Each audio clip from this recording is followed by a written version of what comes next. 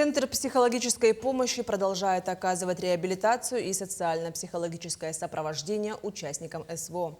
В центре проведен косметический ремонт и закуплена мебель. Психологи не на регулярной основе проходят переобучение и повышение квалификации. Отметим, за весь период проведения спецоперации проведено 43 тысячи индивидуальных и групповых консультаций.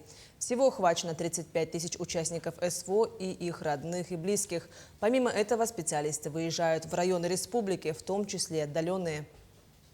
Наш центр функционирует 25-й год. В следующем году будет 25 лет. Мы создались в 2000 году при Министерстве по делам молодежи в то время. И мы являемся до сих пор подведомственным учреждением Министерства молодежи. И у нас довольно широкий спектр работ, начиная с работы с несовершеннолетними.